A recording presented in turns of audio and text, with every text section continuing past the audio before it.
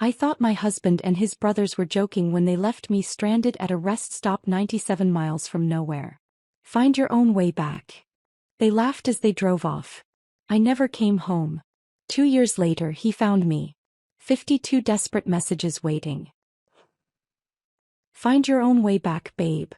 That's what Brandon yelled before he gunned the engine. His brothers Cole and Grant were laughing so hard I could still hear them half a mile down Highway 77. I stood there in the middle of the Arizona desert watching their taillights fade and something inside me just snapped. Not broke, snapped. Like a wire pulled too tight finally cutting loose. They thought they were teaching me a lesson about independence. They had no idea what they'd actually done.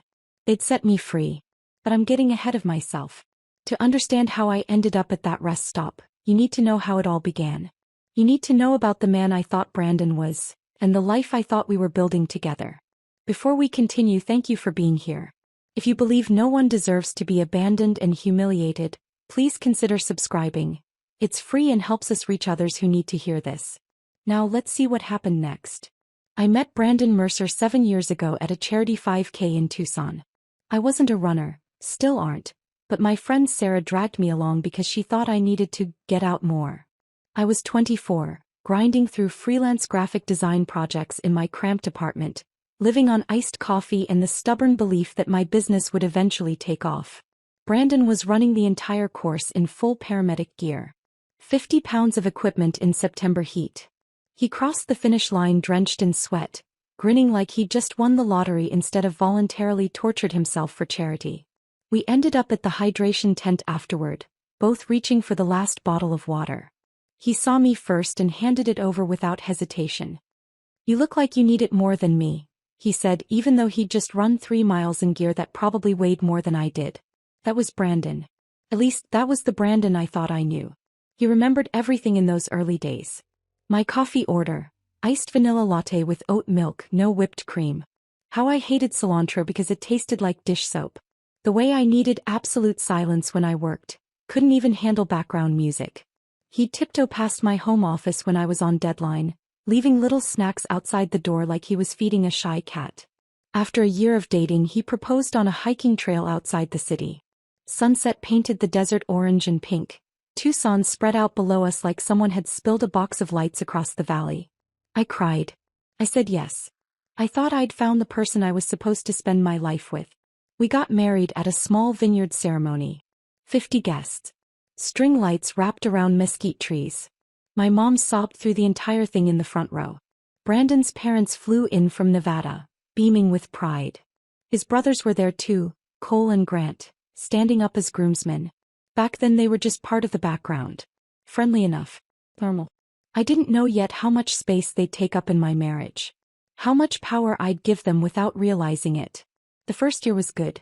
Really good. I was building my client base. Brandon was working at the fire department saving lives. And we had this little house in Midtown with a backyard barely big enough for a grill and 2 folding chairs. We'd sit out there on weekends drinking cheap beer talking about the future. Maybe kids someday. A bigger place eventually. Growing old together. Simple dreams. The kind that felt achievable. Then Cole and Grant started coming around more often. Cole was 34, 2 years older than Brandon. He worked as a diesel mechanic and always smelled like motor oil and cigarettes. He had this way of talking where everything sounded like a challenge, like he was daring you to disagree with him. Grant was 29, the youngest, bouncing between construction jobs and unemployment. He had a smirk that never quite left his face, like he knew something you didn't. At first I thought their comments were just typical brother banter. "She's got you domesticated, bro," Cole announced at our first married couple barbecue, loud enough for everyone on the patio to hear. Grant would laugh and add, "Whipped. That's the technical term." Brandon would roll his eyes, throw his arm around my shoulders, tell them to knock it off. I'd smile. Laugh it off. Tell myself that's just how brothers talk to each other. But then I started noticing things. Brandon began canceling our plans whenever his brothers called. Our anniversary dinner got postponed because Cole's truck broke down, and apparently I was supposed to understand that towing your brother's vehicle was more important than celebrating 6 years of marriage. My 30th birthday was completely forgotten because Grant convinced Brandon to go to some motorcycle rally in Flagstaff. "It's just one weekend, babe," Brandon said when I finally brought it up 3 days later. "Family's important, you know?" I nodded. Swallowed my hurt. 'Cause he was right. Family was important. I just didn't realize yet that when he said family, he didn't actually mean me. The cracks started appearing everywhere once I knew where to look. Brandon's phone became a third person in our relationship. It would buzz during dinner, during movies, during conversations I thought we were having. He'd glance down, chuckle at whatever Cole or Grant had sent, then put it face down on the table. When I asked what was funny, he'd wave his hand dismissively. Just guy stuff, babe. You wouldn't get it. I started hearing things I wasn't supposed to hear. Brandon on speakerphone in the garage, laughing with his brothers about me. How I needed the thermostat at exactly 72 degrees.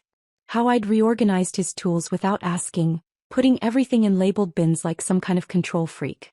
Their laughter bounced off the concrete walls while I stood frozen in the kitchen doorway, holding a dish towel and wondering when I'd become the punchline.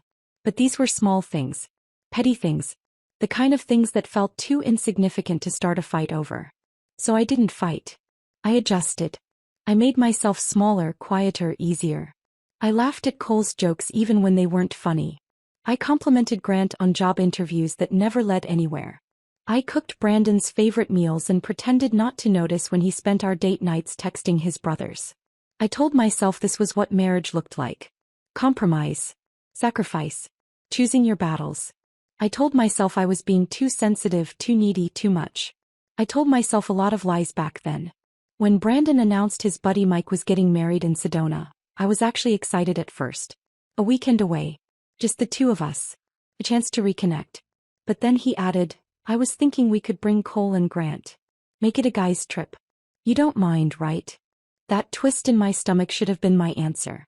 But instead I smiled and said, sure, that sounds fun. Because that's what I did. I said sure. I said yes. I said whatever kept the peace. Brandon insisted we take his truck instead of my Honda. More room for everyone, he explained. It made sense. Except it also meant I'd be trapped for 3 hours with no escape route if things went south. The drive to Sedona should have been my warning. Should have been the moment I demanded he turn around. The brothers whispered in the backseat like kids planning mischief. Every time I glanced back, they'd go quiet and exchange looks. Brandon's hand stayed locked on the steering wheel, knuckles white, eyes fixed on the road. What are you guys talking about back there? I asked once, trying to sound casual. Nothing, Haley, Grant said with that permanent smirk. Just brother stuff. Brandon didn't look at me. Didn't defend me. Didn't tell them to cut it out. All three of them kept checking their phones. Trading glances in the rearview mirror. Like they were following some script I hadn't been given. By the time we pulled into the Cactus Creek rest stop, 97 miles from home, my hands were shaking. The place was basically abandoned. One building with bathrooms. A vending machine. A faded sign warning that the next services were 50 miles ahead. Bathroom break, Brandon announced, pulling up to the gas pump. I grabbed my purse and practically ran for the restroom, just wanting a minute alone to breathe. The bathroom was disgusting. Broken soap dispenser. No paper towels.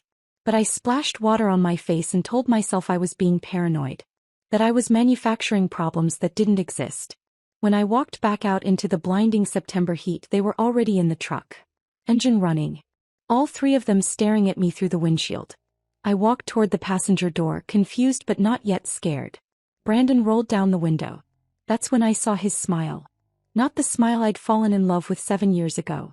Something else. Something colder. And that's when he said it. Find your own way back, babe. The engine roared. Gravel sprayed. And just like that, the life I thought I had disappeared into the desert heat. For the first 10 minutes, I actually waited for them to come back. I stood in that parking lot, dust settling on my skin, convinced this was just the setup to some stupid joke.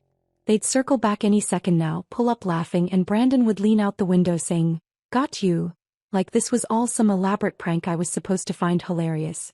But the highway stayed empty. Nothing but heat waves rising off the asphalt and the distant shape of mountains that looked like they'd been cut from cardboard and propped against the sky. My phone showed 0 bars. I tried anyway, holding it up like some kind of useless talisman, waiting for even 1 bar to appear. Nothing. I was standing at the edge of civilization, and civilization had decided I didn't exist. The temperature had to be pushing 105 degrees. The kind of heat that makes your lungs hurt when you breathe. I had half a bottle of water in my purse and $12 cash. The vending machine outside the restroom building looked like it hadn't been restocked since the 90s. That's when the reality started sinking in. Not all at once. More like cold water filling a bathtub 1 degree at a time until suddenly you realize you're freezing. They weren't coming back. Brandon had actually left me here.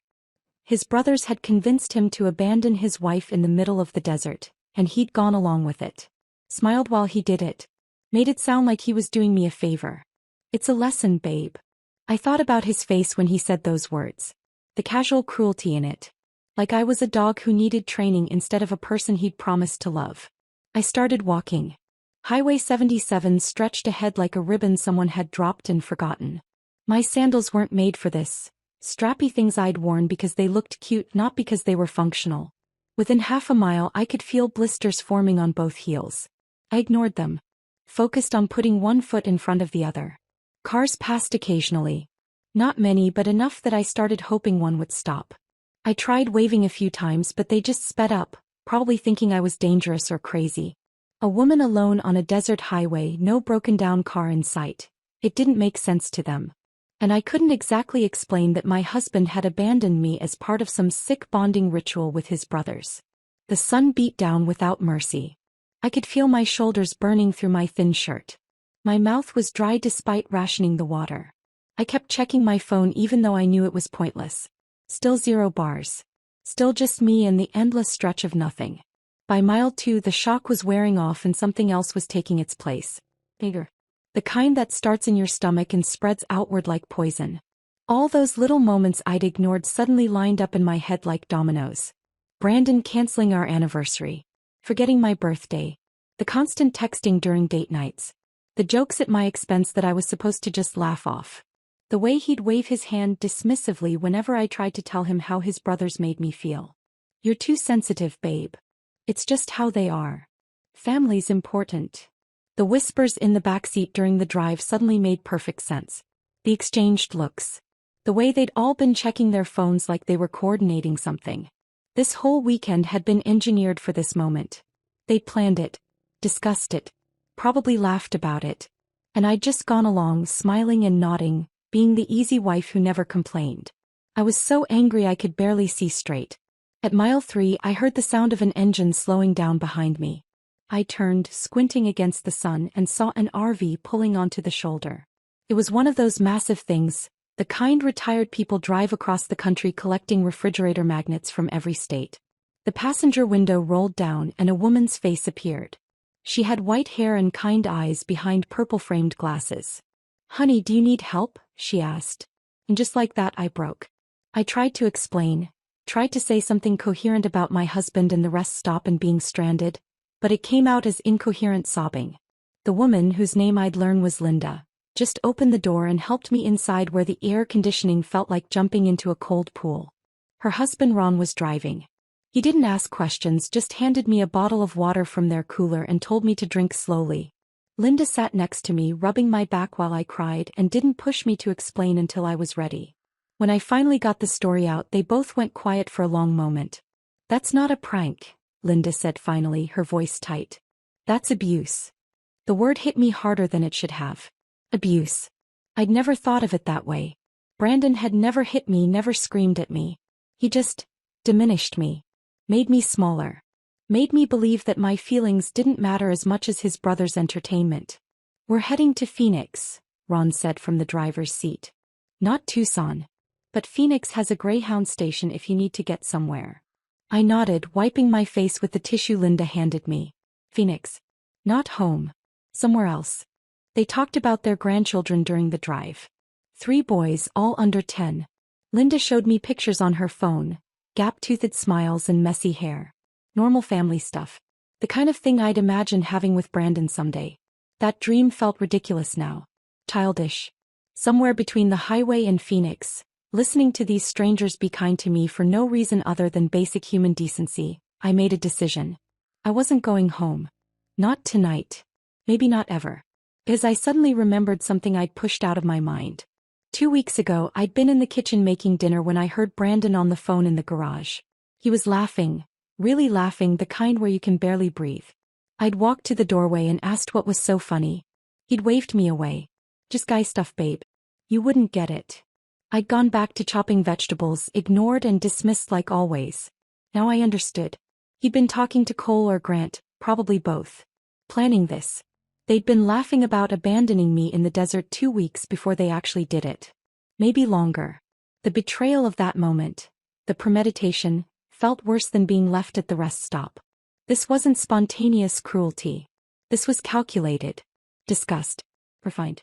They turned my humiliation into a group project. Ron and Linda dropped me at the Phoenix Greyhound station around 7 p.m. Linda tried to give me money, but I refused. I still had my debit card. I could manage. Before they left, Linda hugged me tight and whispered, "Whatever you decide to do, make sure it's for you. Not for him." I stood inside the bus station staring up at the departure board. Tucson buses left every 2 hours. I could be home by midnight. Walk into our house, confront Brandon, demand an explanation. But what would that accomplish? He'd already shown me exactly who he was. He'd looked me in the eye, smiled, and driven away. What explanation could possibly make that okay? My college roommate Maya lived in San Diego. We hadn't talked in 4 years. Life had gotten busy, we'd drifted apart the way people do. But she'd sent me a message last Christmas saying if I was ever in California, her door was always open. I pulled out my phone. Still no missed calls from Brandon, which told me everything I needed to know. He wasn't worried. He was probably at the wedding by now, drinking with his brothers, congratulating himself on teaching me some kind of lesson. I walked up to the ticket counter. "1 ticket to San Diego," I said. "One way." The clerk printed the ticket without comment. $140. The bus left in 30 minutes. I turned off my phone before boarding. Powered it completely down. I wanted Brandon to sweat. Wanted him to wonder. Wanted him to feel even a fraction of what he'd put me through. The bus was half empty. I chose a seat near the back and pressed my forehead against the window. As we pulled out of Phoenix and headed west, I watched the desert landscape blur past and thought about all the red flags I'd ignored. The canceled anniversaries. The forgotten birthdays. The constant refrain of family first while treating me like I was optional. 6 hours to San Diego. 6 hours in the dark, crossing state lines, leaving behind the life I'd built. 6 hours to decide I was done being the wife who made herself smaller to fit into someone else's world. The bus hummed along the interstate, and somewhere around the California border, I felt something inside me shift. Not break. Not shatter. Transform. The bus pulled into San Diego at 2 in the morning. The station was nearly empty. Just a few homeless people sleeping on benches and a janitor mopping the floor with slow mechanical strokes. I stood on the curb with my purse and nothing else, breathing in air that smelled like ocean and exhaust, and pulled out my phone. I hadn't turned it on since Phoenix. Part of me was afraid of what I'd find. Part of me didn't care anymore. There was a payphone near the entrance, one of the last relics of a pre-cell phone world. I fed it quarters and dialed Maya's number from memory, praying she hadn't changed it in the 4 years since we'd last spoken. She answered on the third ring, voice thick with sleep. "Hello. Maya, it's Haley." My voice cracked on my own name. I know it's been forever and I know it's the middle of the night, but I didn't know who else to call. There was a pause. Then, "Where are you?" "San Diego. The Greyhound station downtown." "Stay there. I'm coming to get you." No questions. No hesitation. Just immediate action. I'd forgotten what it felt like to have someone show up for me without conditions attached. 20 minutes later, Maya pulled up in a beat-up Honda Civic, her dark hair pulled into a messy bun, wearing scrubs like she'd just gotten off shift. She took one look at my face and pulled me into a hug that smelled like hospital antiseptic and lavender soap. "Get in," she said. "You can tell me everything when we get home." Her apartment was a small one-bedroom in Ocean Beach, the kind of place where you could hear the waves if you opened the windows. She set me up on her couch with a blanket and a glass of water, then sat cross-legged on the floor in front of me. "Okay," she said gently. "What happened?" So I told her. All of it. The rest stop, the brothers, the planned humiliation. She didn't interrupt, just listened with the same focused attention she probably gave to patients in the ER where she worked as a nurse. When I finished, she was quiet for a long moment. "Are you leaving him?" she finally asked, "or just making him sweat?" I thought about it for maybe 3 seconds. "I'm leaving him." She nodded like I'd just given the right answer to a test question. Good. You can stay here as long as you need. That night I didn't check my phone. I showered off 2 days of desert dust and bus station grime, borrowed a pair of Maya's pajamas that smelled like fabric softener, and fell into the deepest sleep I'd had in years. No anxiety dreams. No waking up at 3 a.m. wondering if Brandon was upset about something. Just darkness and the sound of waves and 11 straight hours of nothing. When I woke up the next afternoon, sunlight was streaming through the windows and Maya had already left for her shift. There was a note on the coffee table. Food in the fridge. Stay as long as you want. We'll talk tonight. I made myself coffee and stood on her tiny balcony, looking out at the Pacific Ocean. People were walking dogs on the beach. A group of surfers sat on their boards waiting for waves. Normal life happening all around me while mine had just imploded. That's when I remembered my phone. I'd left it powered off all night, sitting on the arm of the couch like a bomb I wasn't ready to defuse. But I couldn't avoid it forever. I needed to know what Brandon had done when he realized I wasn't coming home. I turned it on and watched the screen light up. 47 missed calls. 33 voicemails.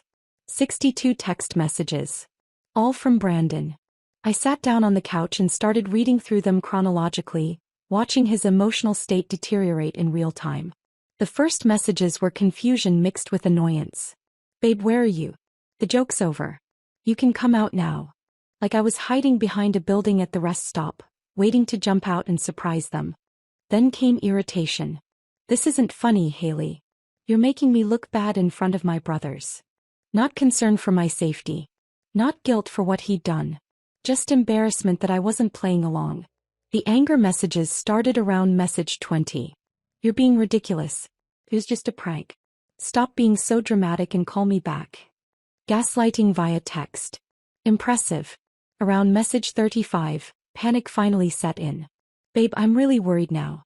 Please just let me know you're okay. I'm sorry if we took it too far. Just come home and we can talk about this. The final messages were pure desperation. I drove back to the rest stop. You're not there. I called your mom, your sister, everyone. Nobody knows where you are. Haley, please. I'm scared something happened to you. Just send me one text so I know you're alive. Not once, not in a single message, did he actually apologize for abandoning me. Not once did he acknowledge that what he'd done was wrong. Just confusion and irritation that I'd had the audacity to disappear on him instead of coming home apologetic and embarrassed like they'd expected. I deleted every message without responding. Then I did something I'd been thinking about since the bus ride.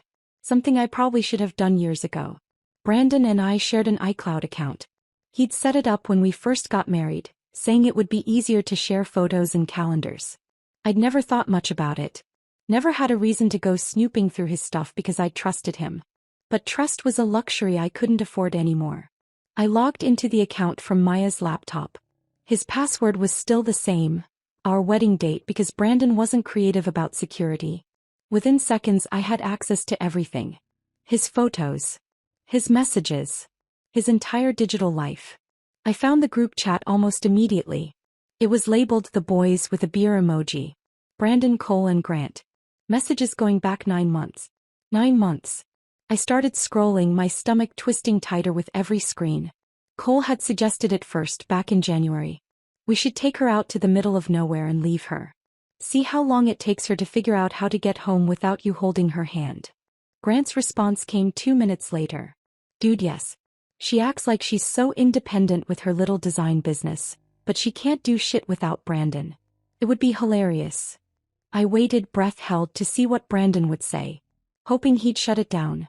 Tell them they were being idiots. Defend me. Instead, maybe it would be good for her? Like exposure therapy or something. She does kind of rely on me for everything.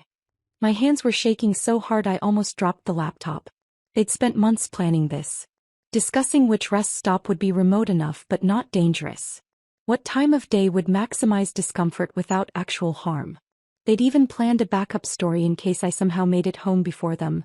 We thought you caught a ride with someone. We figured you'd be fine. Every detail had been calculated. Every cruelty intentional. But it got worse. I kept scrolling and found months of screenshots. Texts I'd sent Brandon. Sweet messages saying I missed him. Photos of design work I was proud of. questions about what he wanted for dinner. Normal wife stuff. All of it shared with his brothers. All of it annotated with laughing emojis and mocking comments. One screenshot was a text I'd sent in July. "Can't wait to see you tonight, babe. I made your favorite dinner." Cole's comment, "Gag me. Is she always this needy?" Another was a photo of a logo I'd designed for a local bakery, something I'd been really proud of. I'd sent it to Brandon asking what he thought. Grant's response in the group chat, "Does she ever talk about anything except work and feelings?" Brandon's reply made something inside me go cold. "She's not that bad, you guys. But yeah, she can be a lot sometimes. A lot. I'd been too much. Too needy. Too sensitive. Too emotional. Too everything. Except I hadn't been any of those things. I'd been a normal person with normal feelings who'd made the mistake of marrying someone who saw vulnerability as weakness. I closed the laptop and sat on Maya's couch, staring out at the ocean through the window. The sun was setting, painting the sky orange and pink. Beautiful and indifferent. I didn't feel heartbroken. I'd cried all my tears on the bus, on the highway, in the RV with strangers who'd shown me more kindness in an hour than my husband had in months. What I felt now was something different. Something cleaner and sharper and more dangerous. Purpose. Brandon had tried to teach me a lesson about independence. About not relying on him for everything. About being less needy, less emotional, less much. He had no idea what he'd actually done. He'd set me free. And now I was going to teach him what real consequences looked like. The first thing I did the next morning was find a lawyer. Maya had already left for her 12-hour shift at the hospital, but she'd left another note on the coffee table with a name and number scrawled across it. Rebecca Winters, divorce attorney. He helped my friend Lisa. Call her. I sat on the balcony with my phone watching joggers pass on the beach below, and dialed before I could talk myself out of it. A receptionist answered, professional and warm, and somehow I had an appointment for that same afternoon. 2 p.m. Like the universe was finally working with me instead of against me. Rebecca Winters' office was in a building overlooking the harbor, all glass and clean lines. She met me in the waiting room herself. A woman in her mid-40s with sharp eyes behind tortoiseshell glasses and a handshake that felt like a promise. "Haley," she said. "Come on back." Her office was organized but lived in. Law books lined the shelves, framed degrees on the wall, and a photo of 2 teenage boys on her desk. She gestured to the chair across from her and sat down with a legal pad. "Maya gave me the basics," she said. "But I want to hear it from you. Everything." So I told her. The rest stop. The planning. The group chat messages. I pulled up the screenshots on my phone and slid it across the desk. She read through them in silence, her expression never changing, though I saw her jaw tighten once or twice. When she finally looked up, she handed my phone back and said 5 words that made something in my chest unclench. "This is clear-cut abuse." I blinked. "Really?" "Emotional abuse with documented premeditation," she said, writing notes on her pad. "Arizona is a no-fault divorce state, which means you don't need to prove wrongdoing to end the marriage. But this evidence ensures he doesn't get a single advantage in asset division. And we can pursue spousal maintenance for business interruption and relocation costs." "I don't want his money," I said automatically. Rebecca looked at me over her glasses. "You're entitled to half of everything you built together. That's not wanting his money. That's taking what's legally yours." She paused. "And frankly, making sure he understands there are consequences for treating another human being like this." I felt tears sting my eyes, not from sadness but relief. Someone believed me. Someone saw what Brandon and his brothers had done and called it what it was. Rebecca handed me a box of tissues even though I wasn't crying yet. "You're going to be okay, Haley," she said, her voice gentler now. "And he's going to regret ever underestimating you."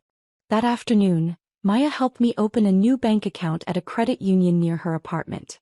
We sat in uncomfortable chairs across from a banker named Steve who processed everything without asking questions. When it was done, I had my own account. My own debit card. My own financial identity separate from Brandon for the first time in 6 years. Then came the hard part. I logged into our joint savings account, the one we'd been building together since we got married. $43,000. Money I'd helped save through years of freelance work while Brandon spent freely on truck modifications and weekend trips with his brothers. Money that was legally half mine under Arizona's community property laws. I transferred $21,500 into my new account. Maya watched over my shoulder. You okay? Yeah, I said and realized I meant it. This wasn't stealing. This was survival. Next, I contacted my 3 biggest clients. A tech startup that needed ongoing branding work, a local restaurant chain, and a boutique hotel group. I drafted careful emails explaining I was relocating to San Diego for personal reasons but could continue all projects remotely. Would that be a problem? All 3 responded within hours. None of them cared where I worked as long as the designs kept coming. Just like that, my income was secure. Then I blocked Brandon's number. Then Cole's. Then Grant's. It felt like closing doors. Final and necessary. Of course, they didn't stop. Within days, they started calling from different numbers. Brandon's work line. Numbers I didn't recognize. Friends' phones. I let everything go to voicemail, and the messages were always the same rotating script of deflection and manipulation. I don't understand why you're doing this. You're being irrational. We need to talk about this like adults. Never an actual apology. Never acknowledgement of what they'd done. Just confusion and irritation that I wouldn't come home and let them gaslight me in person. I deleted every message without listening to the end. 3 weeks after the rest stop, I was working at a coffee shop near the beach. Some design revisions for the hotel group, when Maya called. Don't come home yet, she said, her voice tight. Your husband's here. My stomach dropped. What? He's sitting in his truck outside my building. I saw him from the window. He's just waiting. I closed my laptop with shaking hands. I'm not coming back there. Not while he's there. Good. Where are you? Coffee shop on Newport. Stay there. I'm going to handle this. Maya. Trust me. She hung up before I could argue. I sat there for 20 minutes staring at my phone, imagining Brandon camped outside her apartment like some kind of stalker. How had he even found me? Had he hired a private investigator? Convinced a mutual friend to ask leading questions? My phone buzzed. A text from Maya. Sent him a message from my phone. Told him you don't want to see him and if he doesn't leave I'm calling the cops. He left. I let out a breath I hadn't realized I'd been holding. But the voicemails continued. They always continued. And they started getting uglier. You can't just run away from our marriage, Haley. That's not how this works. My lawyer says what you're doing is abandonment. You're going to regret this. Cole and Grant feel terrible. They want to apologize. Just give us one chance to make this right. Still no real apology. Still no acknowledgement. Just new tactics. New angles of manipulation disguised as concern. I blocked every new number. Deleted every message. Built a wall between my old life and this new one brick by brick. Living with Maya, I started noticing things I'd forgotten about myself. Small things that felt enormous in their significance. I liked true crime documentaries. Brandon had always mocked them, called them depressing garbage, so I'd stopped watching them. Now Maya and I binged entire series on her couch, yelling at the TV when investigators missed obvious clues. I preferred my coffee black. For years, Brandon had insisted I'd like it better with cream and sugar, and I'd started making it that way because it was easier than arguing. Turned out I'd been right the first time. Black coffee tasted better. I worked best at night. Brandon was an early morning person, up at 5 a.m. for his shift at the fire department, and he'd always made comments when I stayed up late working. You'd be more productive if you kept normal hours, he'd say. But my brain came alive after 10 p.m. Ideas flowed easier. Designs came together faster. All these tiny pieces of myself I'd filed down or hidden away to make room for Brandon's preferences.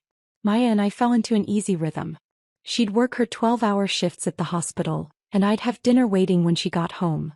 Nothing fancy, just pasta or stir-fry or whatever I could make with her limited kitchen supplies. We'd eat on her balcony overlooking the ocean, drinking cheap wine and talking about everything and nothing. She told me about her ex-boyfriend, Derek, who'd convinced her to invest in his business opportunity. Some cryptocurrency scheme that tanked within months. He drained $8,000 from her savings before she finally kicked him out. I felt so stupid, she said one night, watching the sunset turn the ocean orange. Like I should have seen it coming. You're not stupid, I said. You trusted someone you loved. That's not stupidity. That's being human. She looked at me. You know that applies to you too, right? I did. Sort of. I was starting to. The anxiety dreams stopped. The ones where I'd wake up at 3 a.m. in a panic, convinced I'd forgotten something important or done something to upset Brandon. Now I slept through the night, deep and dreamless, and woke up to the sound of waves instead of alarm clocks. I started smiling again. Real smiles, not the performance smiles I'd worn around Brandon's brothers. Maya would say something ridiculous and I'd laugh. Actually laugh. And it felt like remembering a language I used to speak fluently. One morning, about a month after I'd arrived in San Diego, I woke up and realized I hadn't thought about Brandon in over 24 hours. Hadn't checked to see if he'd tried calling from a new number. Hadn't rehearsed arguments in my head or imagined confrontations that would never happen. I just lived. And it felt like the first real breath I'd taken in years. 4 months after the rest stop, Rebecca called me into her office with news I'd been both dreading and anticipating. "We're filing today," she said, sliding a stack of papers across her desk. "I wanted you to see everything before it goes through." I picked up the petition for dissolution of marriage and stared at my name typed in official legal font. Haley Marie Brennan versus Brandon James Mercer. Seeing it in black and white made it real in a way nothing else had. "How long until he gets served?" I asked. 48 hours, maybe less." Rebecca leaned back in her chair. "Be prepared for him to react. This is when people either accept reality or double down on denial." Brandon doubled down. His attorney's response arrived within a week, and reading it made me feel physically ill. According to their counterclaim, I was the villain in this story. I'd abandoned our marriage without warning or attempt at reconciliation.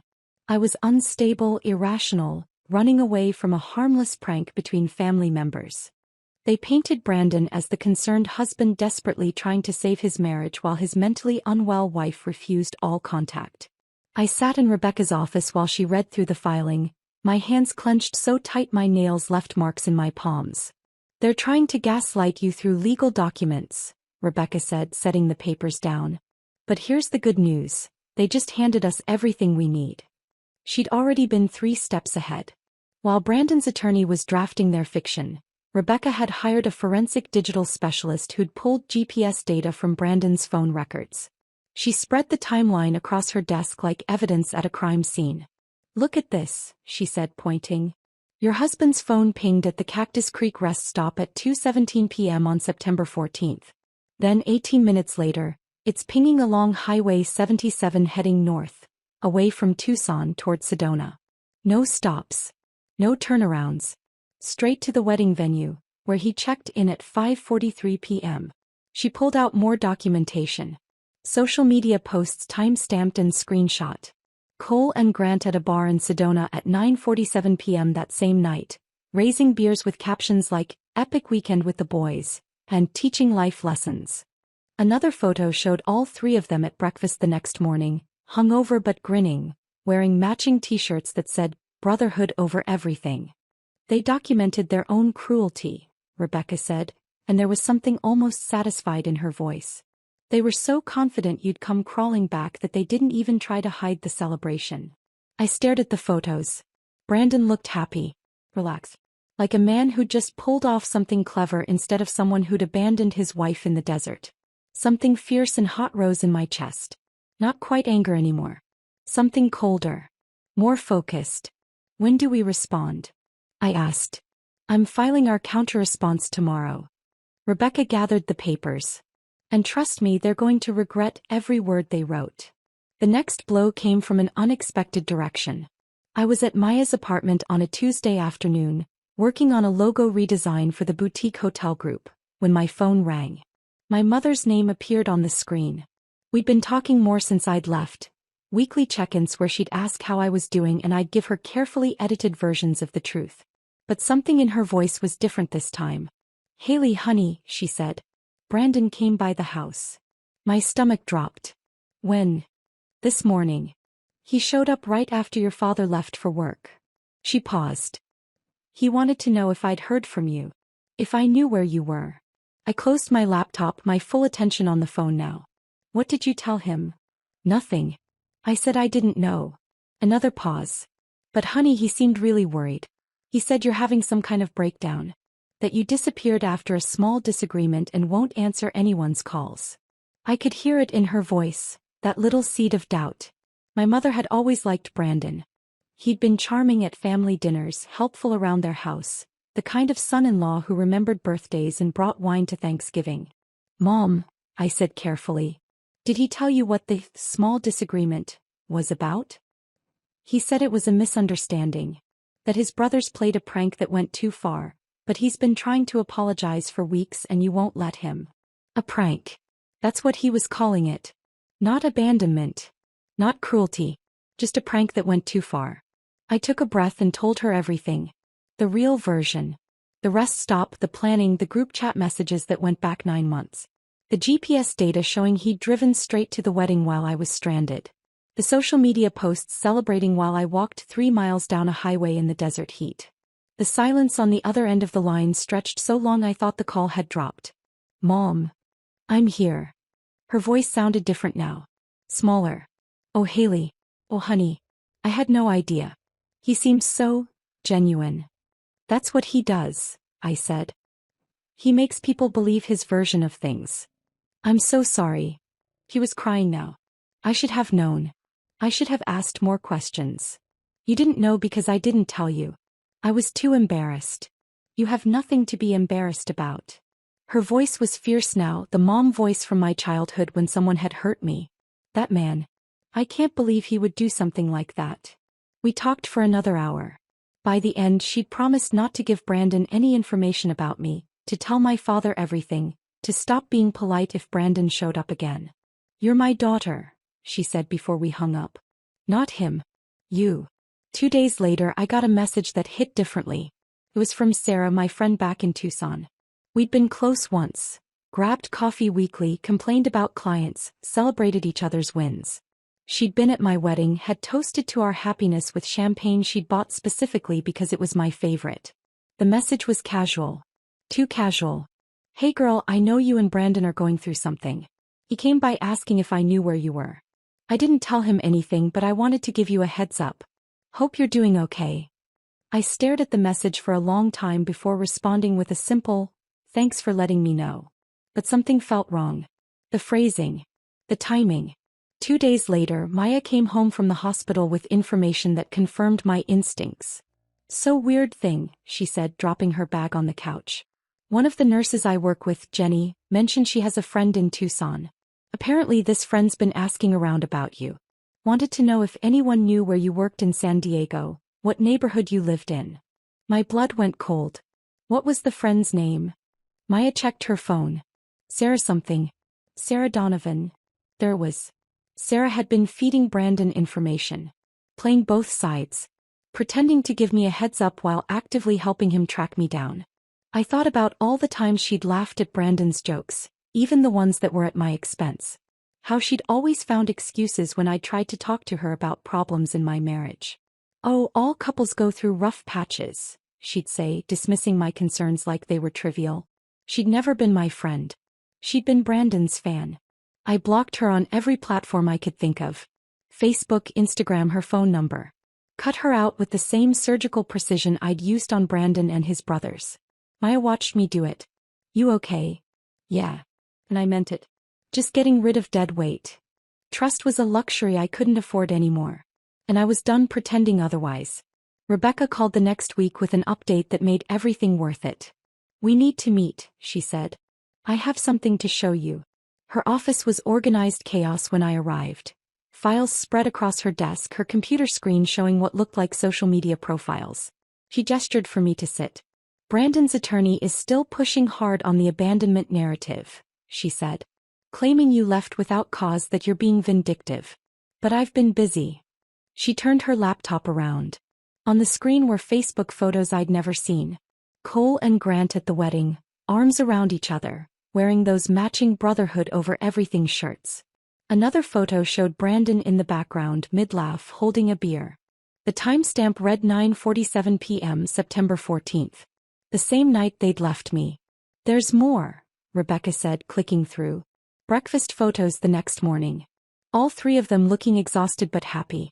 A video someone had posted of Grant making a toast at the wedding, talking about the bonds of brotherhood that nothing can break. They documented everything, Rebecca said. They were so sure you'd come home embarrassed and apologetic that they didn't even think to hide it. I stared at the photos. At Brandon's face. At the evidence of his celebration. We're going to bury them with this, Rebecca said quietly. Every single piece. And for the first time since that rest stop, I felt something that wasn't anger or hurt or betrayal. I felt power. The hearing was scheduled for a Tuesday in March, exactly 18 months after that rest stop. I woke up at 5 a.m. even though the hearing wasn't until 10. Couldn't sleep. Kept running through everything in my head, imagining all the ways it could go wrong. What if the judge didn't believe me? What if Brandon showed up with some explanation that made me look crazy? What if his attorney was better than Rebecca? Maya made me eggs I couldn't eat and coffee I drank too fast. She'd taken the day off work to come with me, sitting at the kitchen table in her scrubs from the night shift, refusing to leave me alone. You're going to be fine, she said for the third time. Rebecca knows what she's doing. I nodded, but my hands were shaking when I tried to put on my earrings. Rebecca had told me what to wear. Simple, professional, sympathetic. I'd chosen a navy dress that didn't wrinkle, minimal makeup, my hair pulled back in a low ponytail. Nothing flashy. Nothing that could be used against me. I looked like someone's kindergarten teacher or a librarian. Harmless. Trustworthy. The opposite of the unstable, vindictive woman Brandon's attorney had painted in his filings.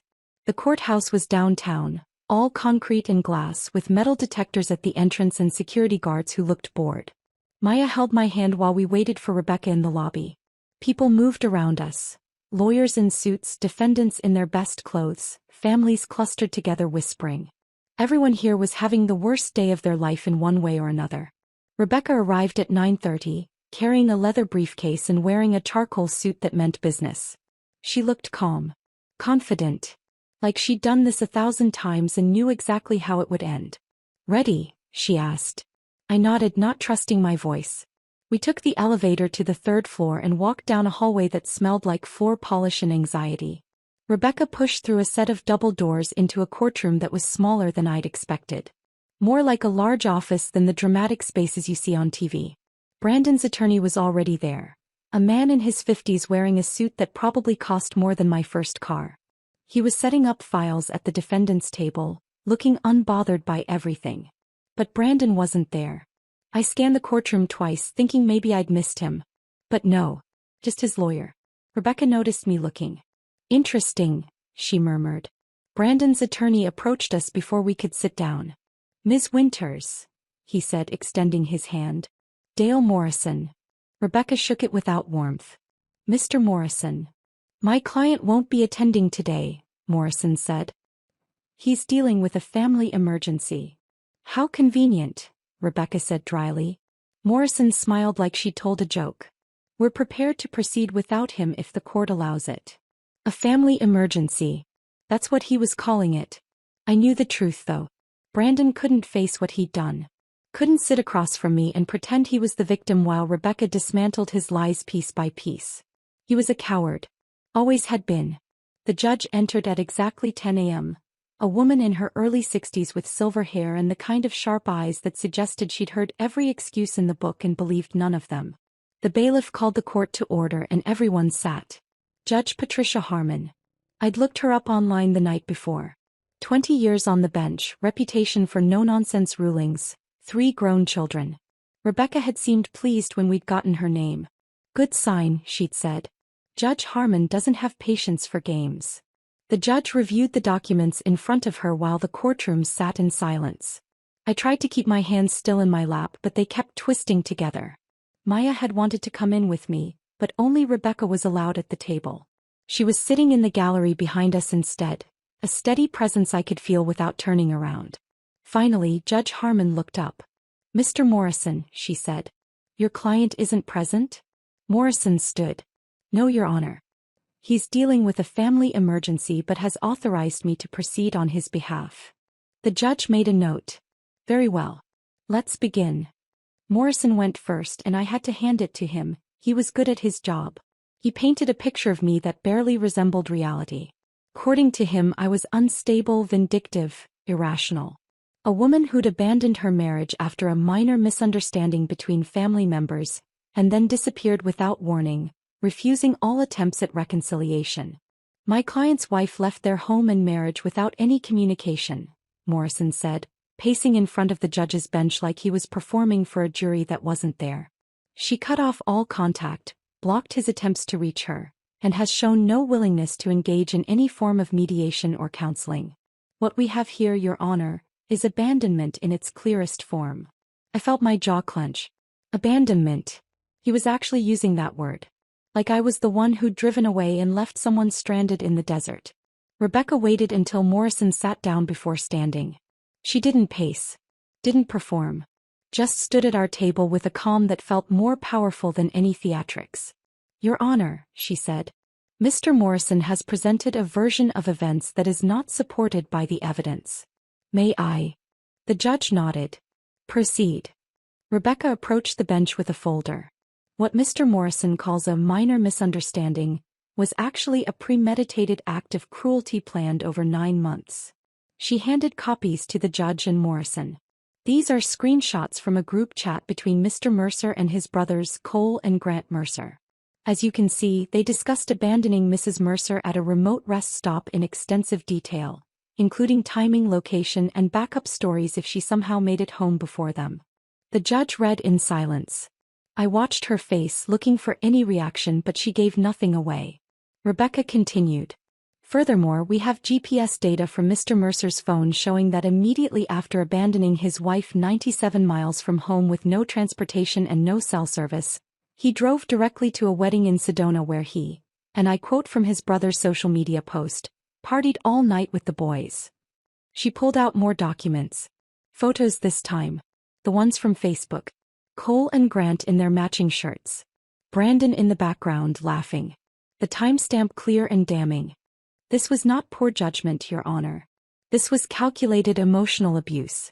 And when Mrs. Mercer exercised her right to leave an abusive situation, Mr. Mercer began a sustained harassment campaign using multiple phone numbers to circumvent her attempts to block contact. Morrison stood. Your Honor, if I may. The judge held up a hand. I have questions first. She looked directly at Morrison. Your client claims this was a harmless prank. Can you explain why he and his brothers documented and celebrated it on social media while Mrs. Mercer was stranded? Morrison opened his mouth, then closed it. Your Honor, my client's brothers may have exercised poor judgment in their social media posts, but... Poor judgment, the judge repeated, her tone flat. And can you explain the 9 months of planning documented in these messages? That seems like more than poor judgment, counselor. More fumbling. I watched Morrison's confidence crack. Judge Harmon turned to the GPS evidence. According to this timeline, your client drove directly from the rest stop to Sedona, checked into a hotel and attended a wedding. He made no attempt to verify his wife's safety. No calls to local hospitals or police. He simply continued with his weekend plans. She looked up from the documents, and her expression was something I'd remember for the rest of my life. Not angry.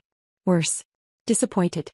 Your client drove to a wedding and partied while his wife was abandoned 97 miles from home with no transportation, no cell service, and no way to contact help. That's not poor judgment, Mr. Morrison. That's cruelty. I felt tears sting my eyes, but for the first time in months they weren't tears of hurt. They were tears of validation. Someone in authority was finally calling it what it was. Judge Harmon closed the file folder in front of her with a decisive snap. I'm granting the divorce as requested, she said. Assets will be divided equally with no spousal support awarded to either party. Both parties are financially independent and capable of supporting themselves. She paused, looking directly at Morrison. Furthermore, based on the documented evidence of harassment and premeditation, I'm issuing a 2-year restraining order prohibiting Brandon Mercer, Cole Mercer, and Grant Mercer from contacting the petitioner through any means, phone, email, social media, or third-party intermediaries. Any violation will result in contempt charges. Rebecca squeezed my hand under the table. It was over. Judge Harmon's gavel came down with a sound that felt like a door closing. Final. Permanent. Morrison gathered his files in silence, not looking at us. Rebecca stood and helped me to my feet. My legs felt shaky like I'd just run a marathon. In the hallway outside, Maya was waiting. She took one look at my face and pulled me into a hug. It's over, I whispered into her shoulder. Yeah, honey, she said. It is. I expected to feel triumphant. Vindicated. Something big and dramatic. That I just felt tired. Bone deep exhausted. But underneath the exhaustion was something else. Something lighter. Freedom. I walked out of that courthouse into San Diego sunshine that felt warmer than it had any right to in March, and realized I'd just closed a chapter I'd never wanted to write. Now finally I could start living my own story. Rebecca took Maya and me out for lunch after the hearing. A little bistro near the courthouse that specialized in overpriced salads and celebratory champagne. I barely tasted any of it. My mind was still back in that courtroom replaying Judge Harmon's words. That's not poor judgment. That's cruelty. Someone had finally said it out loud. So what now? Maya asked, spearing a piece of grilled chicken. I set down my fork. I built something new. And that's exactly what I did. With the divorce settled and $21,000 sitting in my personal account, I went looking for office space. Not because I needed it, I'd been working from Maya's couch for months just fine, but because I wanted it. Wanted something that was mine. A space that had nothing to do with Brandon or our shared house or the life I'd left behind. I found a tiny office in Ocean Beach, above a surf shop and next to a yoga studio. 200 square feet with a window overlooking the beach and rent I could actually afford. The landlord was a guy in his 70s named Pete who didn't ask questions when I showed up with first month's rent in cash. Month to month okay? He asked. Perfect. I moved in that weekend with a folding table from Target, a second-hand desk chair and my laptop. Maya helped me hang a sign on the door. Thompson Design Studio. My maiden name. The one I'd been using professionally for months already. It felt like reclaiming something I'd given up without realizing it. My client list started growing organically. The hotel group I'd been working with referred me to a restaurant owner who needed a rebrand. One of Maya's nurse friends wanted a logo for her massage therapy side business and told 3 other nurses about me. A coffee shop owner saw my work online and hired me to redesign their menu boards and signage. Word of mouth. The kind of growth that felt earned instead of lucky. 6 months after opening the studio, I hired help. A design student named Kirsten who was in her senior year at San Diego State. All enthusiasm and raw talent that reminded me of myself at 23. She needed the experience for her portfolio. I needed someone to handle the grunt work, file organization, client correspondence, the administrative tasks that ate up creative time. We worked well together. She'd show me mock-ups and I'd give feedback, watching her grow more confident with each project. It felt good teaching someone else. Passing along what I'd learned. Work became my therapy in a way I hadn't expected. Every logo I designed, every website I built, every color palette I put together felt like proof that I could create something beautiful from nothing. That I had value beyond being someone's wife. The studio became my sanctuary. Some nights I'd work late just because I wanted to, watching the sunset through my window, listening to the sounds of the beach below. No one telling me I was working too much. No one making jokes about my little design business, like it was a hobby instead of a career. Just me and my work and the quiet satisfaction of building something that was entirely mine. Maya and I settled into a rhythm that felt like family. She'd work her 12-hour shifts at the hospital. Sometimes days, sometimes nights depending on the rotation, and I'd adjust my schedule around hers. When she worked days, I'd have dinner waiting when she got home. Nothing fancy, just pasta or stir-fry or whatever I could throw together with the limited ingredients in her kitchen. We'd eat on the balcony overlooking the ocean talking about our days. She'd tell me about difficult patients or hospital politics. I'd tell her about demanding clients or design challenges. Normal stuff. The kind of conversations that felt easy because neither of us was walking on eggshells. About a year after the divorce, Maya started dating someone from the hospital. A respiratory therapist named David who had kind eyes and a terrible sense of humor that somehow made it funnier.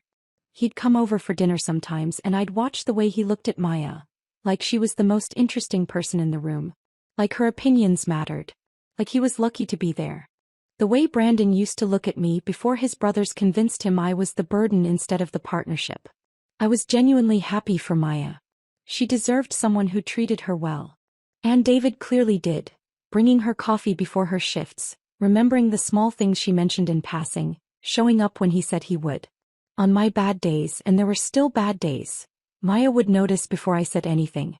She'd find me staring at nothing, lost in thoughts about what my marriage had been versus what I'd believed it was.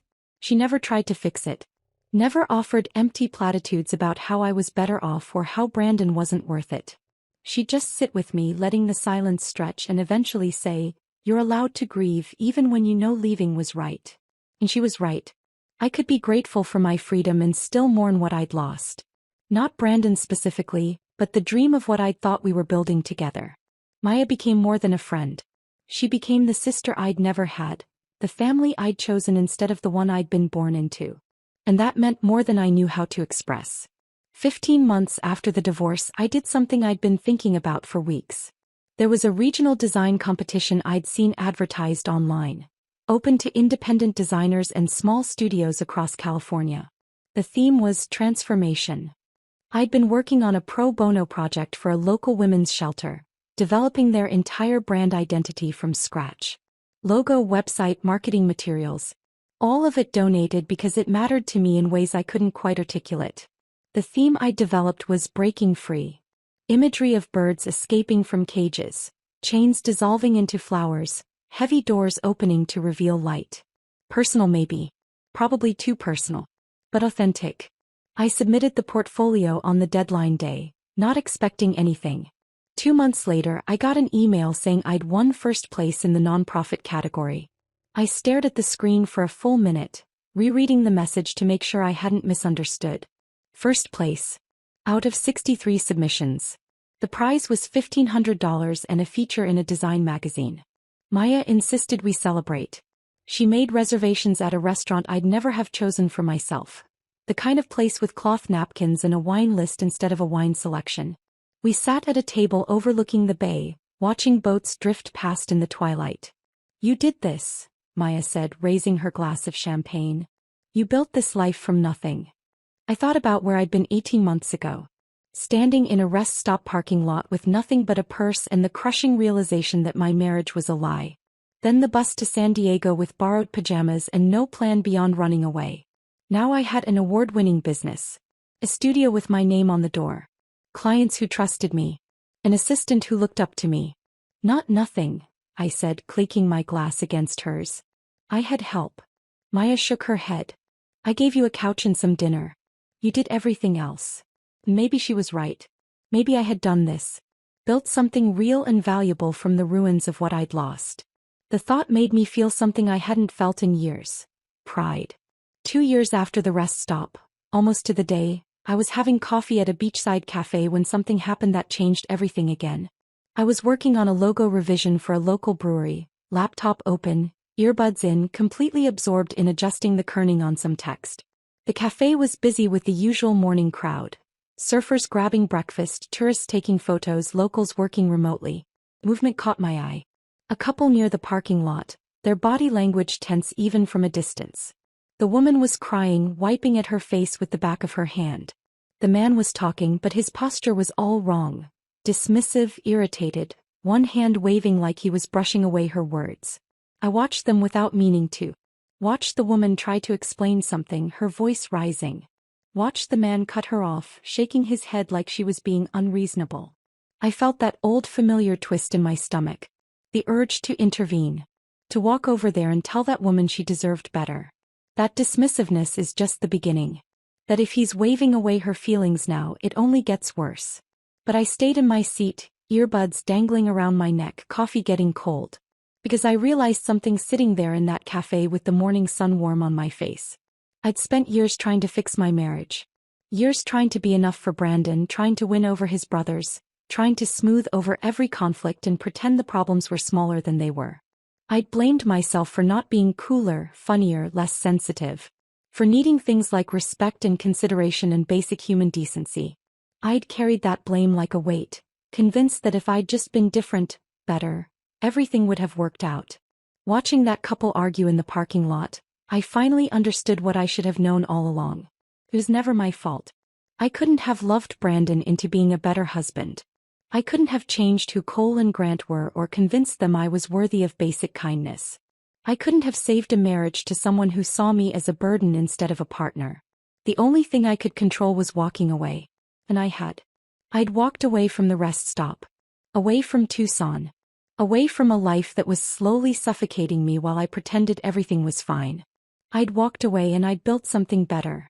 The couple in the parking lot got into separate cars and drove off in different directions.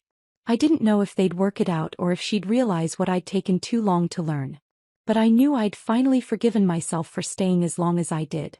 And that felt like freedom all over again. I packed up my laptop and walked back to the studio, that realization about forgiveness still settling in my chest like something solid and real.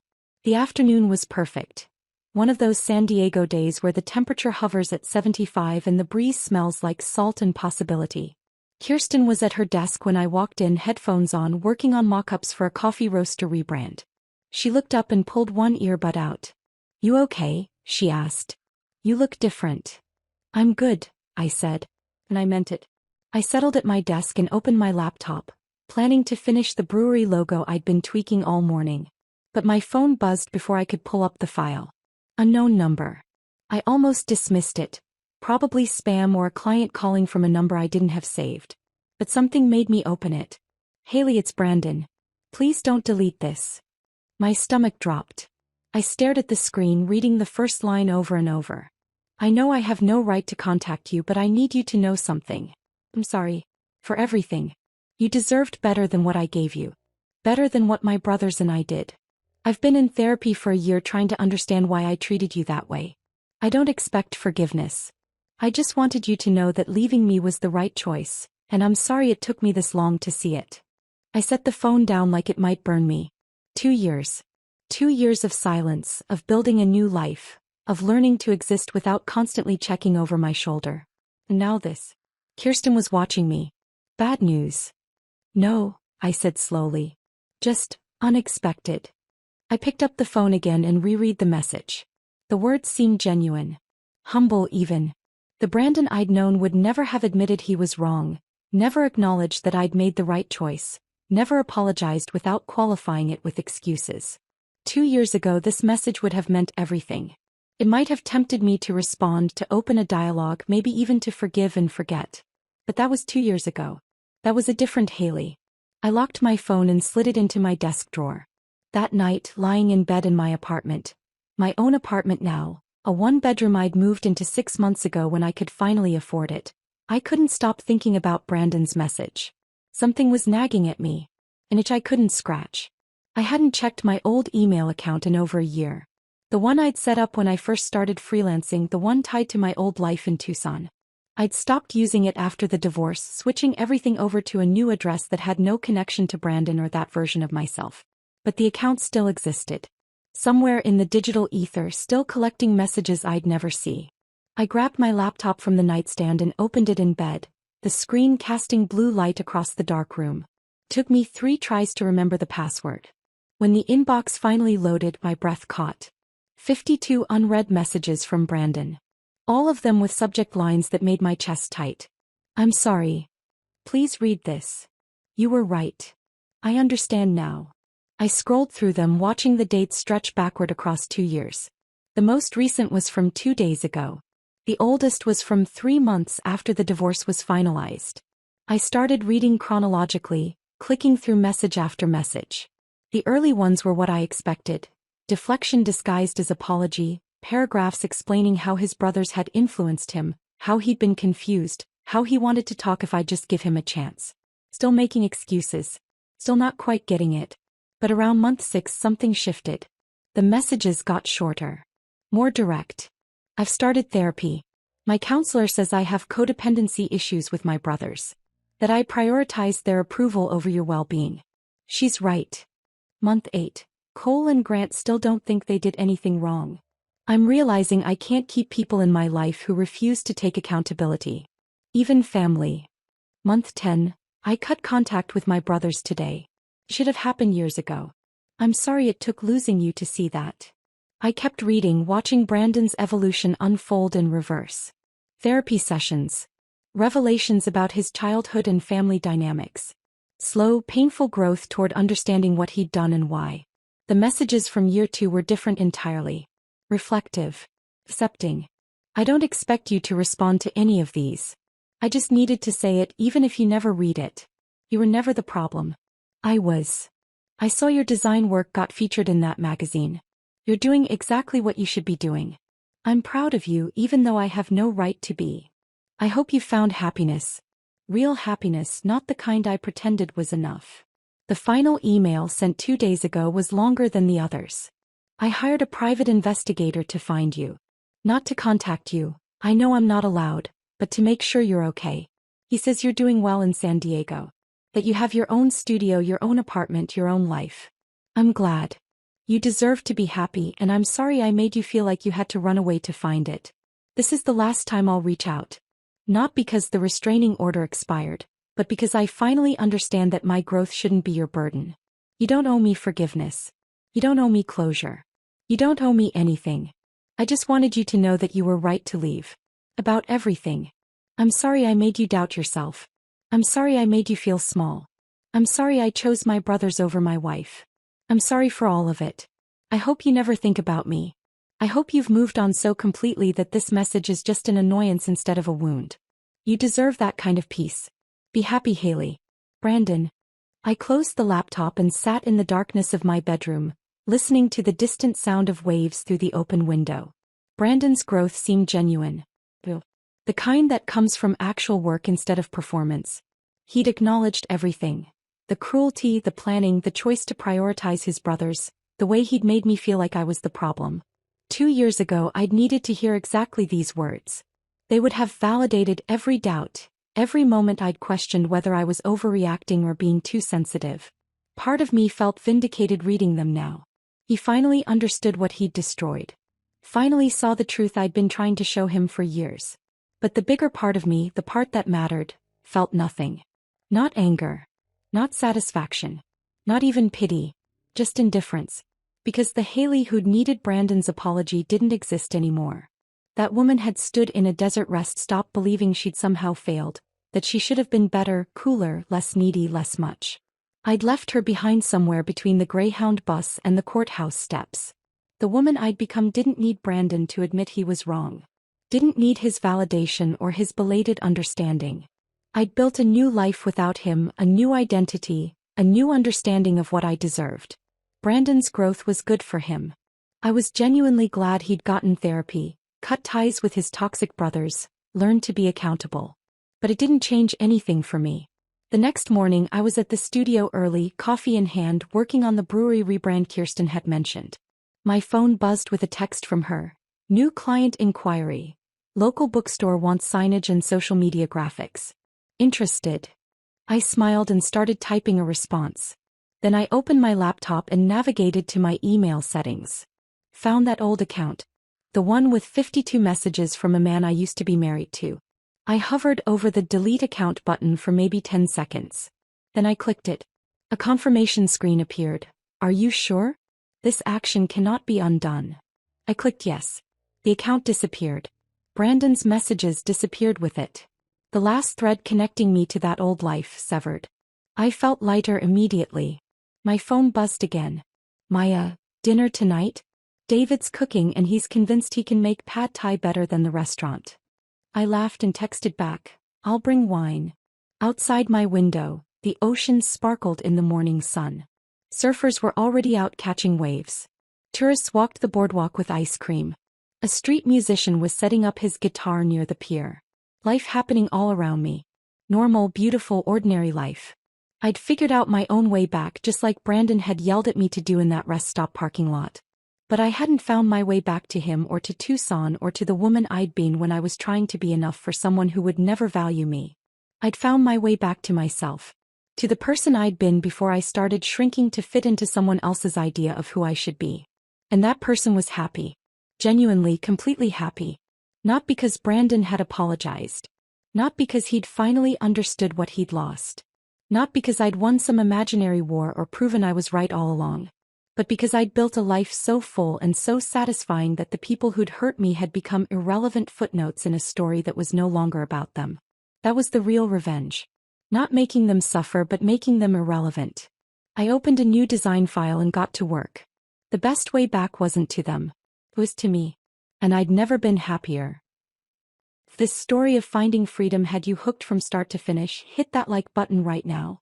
My favorite part was when the judge called Brandon's actions what they really were: cruelty, not a prank. What was your favorite moment? Drop it in the comments below. Don't miss more powerful stories like this. Subscribe and hit that notification bell so you never miss an upload.